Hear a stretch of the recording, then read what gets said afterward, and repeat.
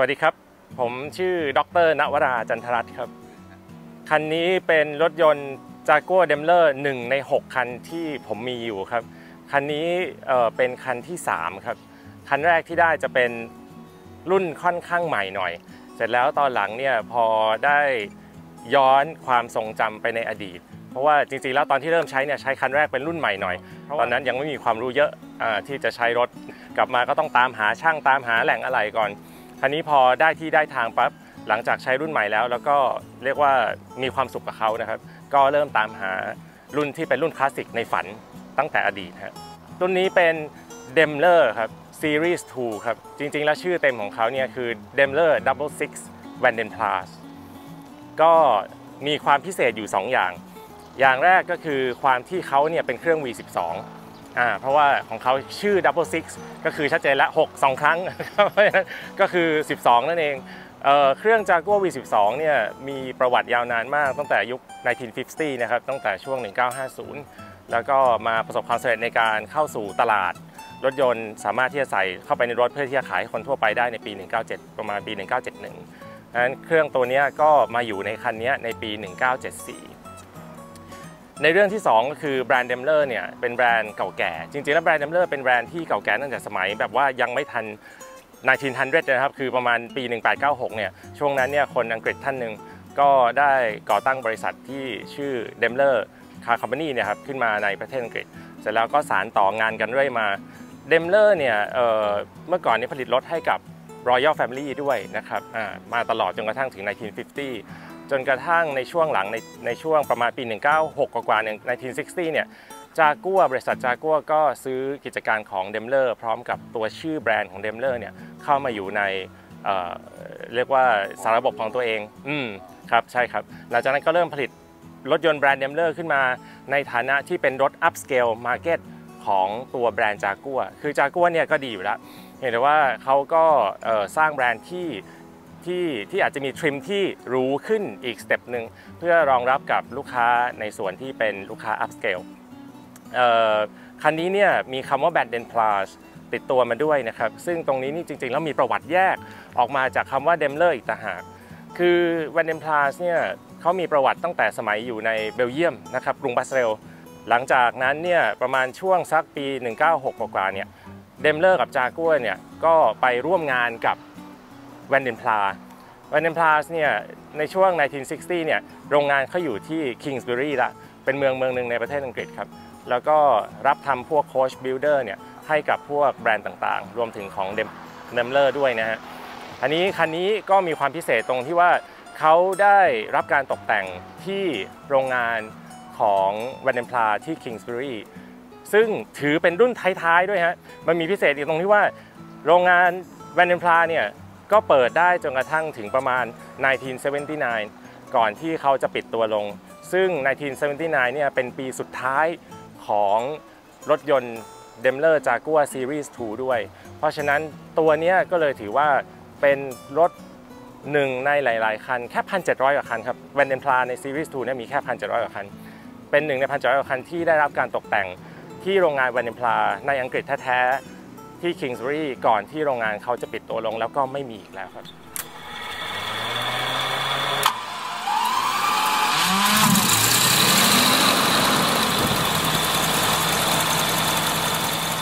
รถยนต์ Jaguar Daimler ต้องการช่างที่เข้าใจเขาครับโดยเฉพาะรถยนต์ Jaguar Daimler รุ่นคลาสสิก Jaguar กับ Daimler เนี่ยเอาเฉพาะรูปร่างภายนอกจริงๆแล้วหลักๆก็คงอยู่ที่ส่วนกระจังหน้ากับตัวที่เป็นมือจับตรงฝากระโปรงด้านท้ายของเขาจะมีลักษณะที่เป็นฟินครับจริงๆแล้วตรงนี้เนี่ยมีประวัติศาสตร์อันยาวนานมากตั้งแต่สมัยปี 1905 แล้วนะครับที่เห็นอยู่ในยุคปัจจุบันเนี่ยแต่จริงๆแล้วประวัติยาวนานมากลักษณะของเขาจะเป็น radiator cooling fin ครับจริงๆแล้วมันคือครีบสำหรับระบายความร้อนในรถยุคเก่า Daimler เนี่ยเริ่มใช้มาตั้งแต่ปี 1905 แล้วก็ในปัจจุบันนี้หลังจากที่ก็คงไม่ได้ใช้ radiator ที่ต้องออกมาอยู่นอกเครื่องยนต์ขนาดนั้นแล้วนะครับปัจจุบันซ่อนกลับเข้ามาในเครื่องยนต์แล้วเนี่ยเขาก็ทำด้านหน้าเนี่ยให้เป็น heritage ของเขาต่อไปก็สำหรับแบรนด์ Jaguar Daimler เนี่ยในปัจจุบันนี้ก็เหลือจำนวนช่างที่เป็นช่างยุคเก่าที่ดูแลรถยนต์ Jaguar Daimler Classic เนี่ยอาจจะไม่มากแล้ว เราก็ได้แต่หวังว่าพวกเขาเนี่ยจะส่งถ่ายความรู้ให้กับรุ่นน้องที่เข้าไปทำงานกับพวกเขานะครับแล้วก็สามารถที่จะช่วยดูแลรถของพวกเราเนี่ยต่อไปได้ในอนาคตก็คงจุดเน้นสำหรับรถคลาสสิกจากัวเดมเลอร์ก็คงมีแค่ว่าอยากได้ช่างที่เป็นช่างเฉพาะจะช่วยให้เขาเนี่ยมีสุขภาพที่แข็งแรงได้อย่างแท้จริงส่วนเรื่องงานของอะไหล่เนี่ยยังหาได้ทั้งในประเทศไทยมีทั้งมือสองมีทั้งมือหนึ่งแล้วก็แหล่งของอะไหล่มือหนึ่งในต่างประเทศก็ยังมีครับก็ยังเป็นเรื่องที่ยังไม่ยากนะครับ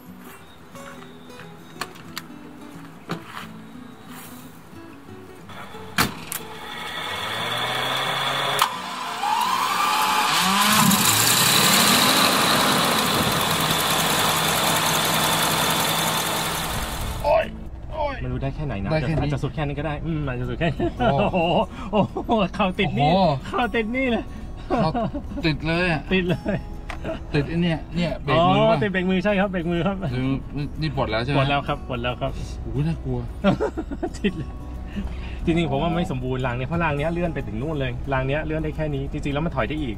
อย่างนี้ครับเนี่ยถอยได้อีกไหมได้นิดหนึ่งไหมเนี่ยได้เท่ากันเนี่ยเท่ากันประมาณนี้ครับโอเคแล้วฝรั่งตัวใหญ่ทำยังไงเนาะตอนนี้โอเควันนี้นะครับก็ได้รับเกียรติจากพี่เต้ยนะครับให้ยินดีมากมาลองสัมผัส Daimler V12 Vantage Plus นะครับสัมผัสแรกที่พบนะครับก็คือว่าเบาะนั่งเนี่ยถอยได้แค่นี้เองนะคนขายาวอย่างผมเนี่ยนั่งแล้วหงิกเลยนะชนทุกอย่างหัวเข่าชนนี่อันนี้ปรับปุ่มไฟปุ่มเปิดไฟฮะปุ่มเปิดไฟหัวเข่าชนปุ่มเปิดไฟนะแล้วหน้าแข้งเนี่ยชนเบรกมือนะก็ถ้าขับเร็วๆแล้วเกิดเบรกกระทันหันก็แข้งหักคนนั้นก่อนคงจะตัวเล็กกับผมจันป้องนี่ไซส์พิเศษแล้วว่าเจ้าชายฟิลิปดึกอ่ะดิมเบอร์เนี่ยขับไม่ได้ต้องสูงผมนะโอเคคันเกียร์เนี่ยสลิมมากใช่ครับเป็นอย่างนี้มานะพวงมาลัยสลิมมากสลิมมากครับสลิมเล็กเท่านิ้วชี้เนี่ยครับแค่นั้นใช้คีบขับไปคีบขับได้ครับเดี๋ยววันนี้เดี๋ยวเราลองขับกันนะเกียร์นี่เป็นออโต้เมติก3 สปีดครับใช่ครับใช่ลองอาจารย์ลองให้คันเร่งนิดนึงคันเร่งกับเบรกเนี่ยอยู่สูงต่างกันเยอะมากจะเบรกทีนั้นยกเท้าขึ้นใช่ครับนิดนึงครับเพื่อที่จะมากดที่เบรกเดี๋ยวลองดูช่วงล่างนะฮะนี่เรากำลังข้ามนะฮะอันนี้สูบลมเอาไว้แข็งพิเศษนิดนึงด้วยเผื่อเอาไว้สะสมสำหรับจอดใช่ครับสำหรับจอดได้ยาวนิดนึงครับก็ยังถือว่ายังเมื่อกี้รู้สึกสูงแต่จริงก็พอดีนะไม่สูงมาก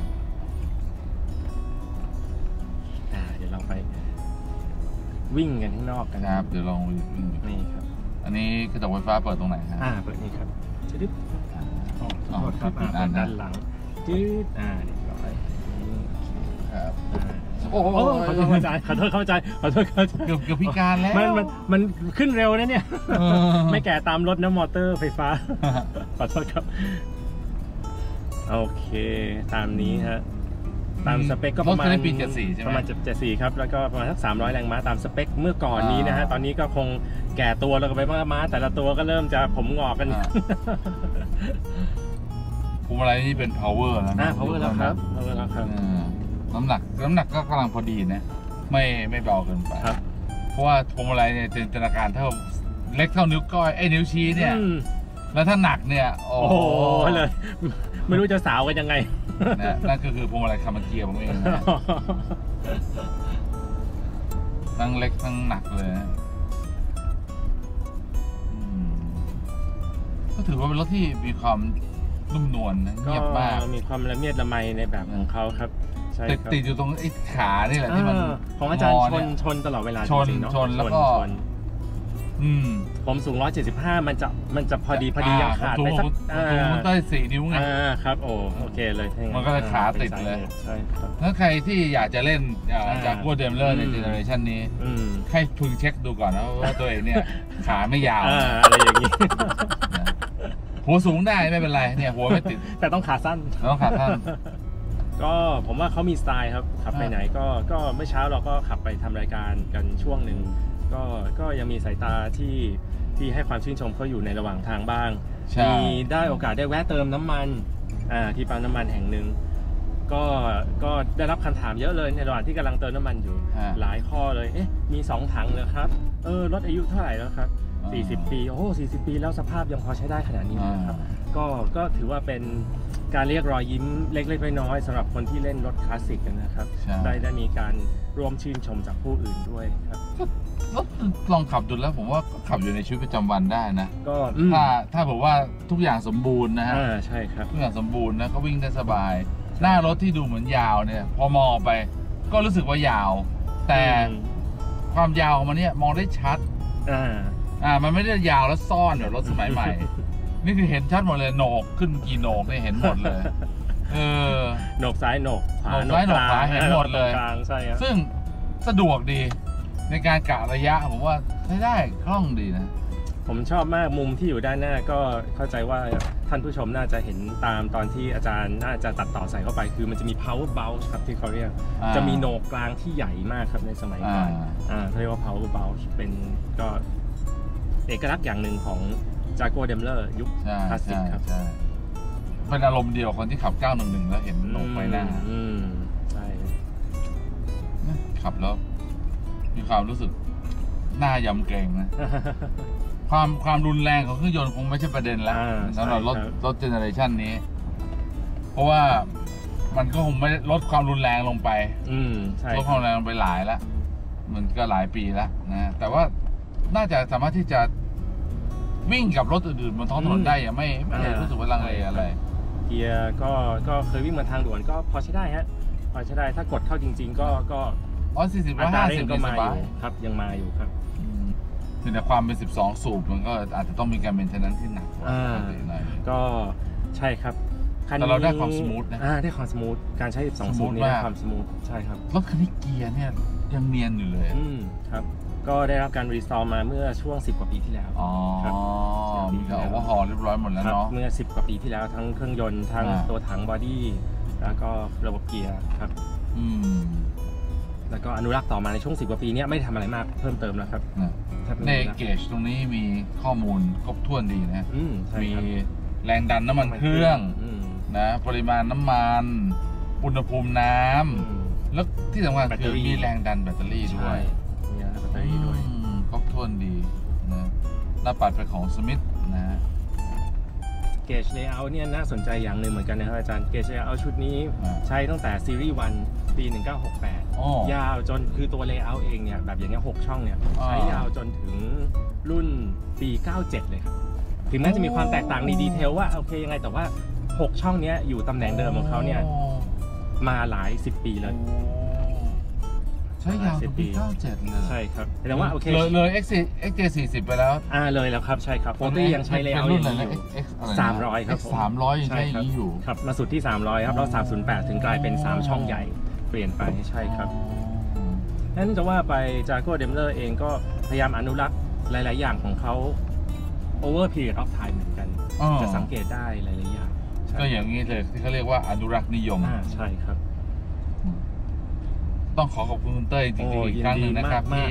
ให้โอกาสกับคาร์คัสเตอร์ไทยแลนด์ได้มารู้จักรถคันนี้และได้มาลองสัมผัสกับรถคันนี้ดูนะครับสำหรับในวันนี้นะครับก็คงจะมีเพียงเท่านี้นะครับถ้าใครชื่นชอบคลิปของเรานะครับก็รบกวนฝากกดไลค์กดแชร์เพื่อเป็นกำลังใจนะครับแล้วพบกันใหม่ในตอนหน้านะครับกับรถอะไรก็เดี๋ยวตามกันดูนะครับสำหรับวันนี้สวัสดีครับสวัสดีครับสวัสดีครับผมดร.นวราจันทรัตน์ขับรถ Daimler Double Six Vandenpla ปี 1974 ครับ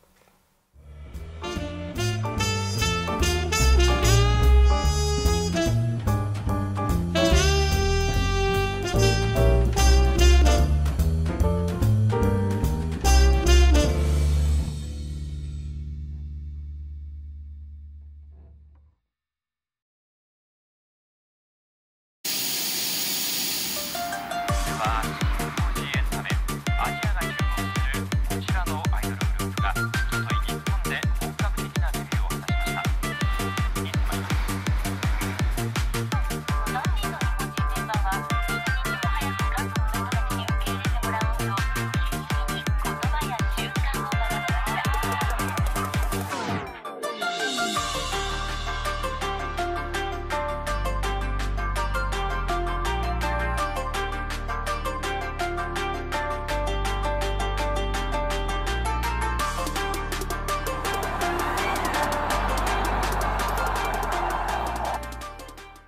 พอมาพูดถึงการเก็บรักษารถยนต์คนไทยคนต่างชาติพบเจอปัญหานี้หมดไม่ว่าจะเป็นฝุ่นความชื้นสะสมการสวิงของอากาศแล้วก็สัตว์ต่างๆไม่ว่าจะเป็นสัตว์เลี้ยงหรือสัตว์ที่เราไม่พึงประสงค์ไม่ว่าจะเป็นหนูหรือเป็นงูนะฮะก็ผลิตภัณฑ์นี้ก็จะมาแก้ไขปัญหาการเก็บรักษารถยนต์นะฮะ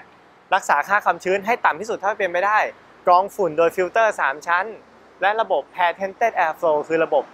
นวัตกรรมที่หมุนเวียนอากาศภายในและภายนอกให้รักษา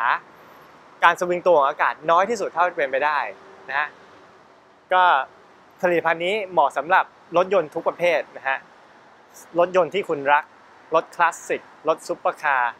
รถทั่วไปทุกอย่างนะฮะมีทั้งรถยนต์และมอเตอร์ไซค์ผู้ใดที่สนใจในสินค้าตัวนี้นะฮะก็สามารถติดต่อทางเพจ Car Culture Thailand ได้